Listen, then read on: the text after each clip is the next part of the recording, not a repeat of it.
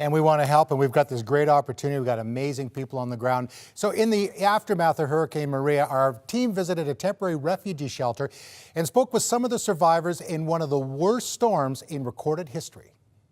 21-year-old Kishla Gajales finds a drawing her 3-year-old daughter drew for her and pulls it free from the rubble. This is Kishla's new reality. Sifting, searching, reflecting through moments and memories that for this single mother of 2 young children now lie destroyed in this sprawling, heartbreaking pile of debris. Debris that her children had once called home. It only took a few horrifying hours on the 20th of September, and that life was painfully snatched away. Hurricane Maria was relentless. No, besito, besito. Thankfully, the family survived the storm by passing it at her aunt's nearby house. But with no home of their own to return to, Kishla, along with her son and daughter, are now one of the many families who have no choice but to stay here, a local school which has been converted into a temporary refugee shelter. Where I'm going to sleep, where my kids are gonna sleep after we don't have a home. We lost everything. My aunt saw that I was staying on. She's sick, so we couldn't stay there for long, and I was so worried of looking somewhere to live. Where we're gonna stay, that was the number one thought that I had in my mind when I saw that my house was completely destroyed. Stories like Kishla's are common here at the shelter. With up to 5 families forced to share a single classroom, frustration is high.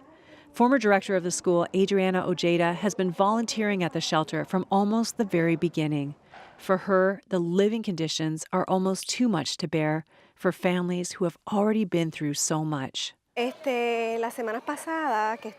the past few weeks, I've been coming here, and the first few weeks, the teachers were here, and the refugees were lacking privacy, and they didn't have much privacy to stay here.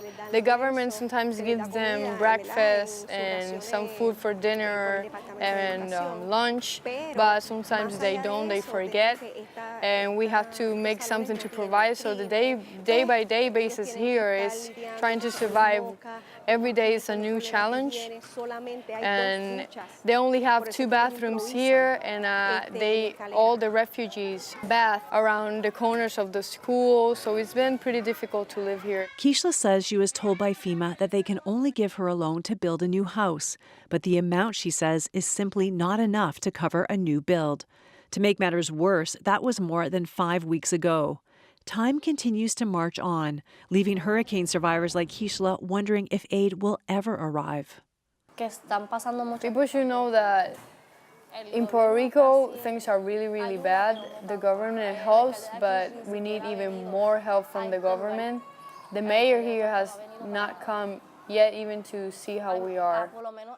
Here, at least they give us breakfast every day, but I know from other shelters that they don't have anything, they barely bring food, and a lot of streets here in Puerto Rico are broken, bridges are broken, and we haven't received the proper aid we need. Despite stories like these, Adriana is cautiously optimistic. She says in situations of catastrophic loss, there is no better opportunity for people of faith to step up and make a difference. In this time of crisis, we have to be imitators of God, of Jesus, like he was in the Bible. When he saw people down or ill, he went to them, he helped them, and that's what Christians should be. We should go out and be the light that people need and help them out. For Kishla and her young family, it comes down to trust in God that one day her children will have a home to call their own. So I think God's going to help me to have something better than what I have today.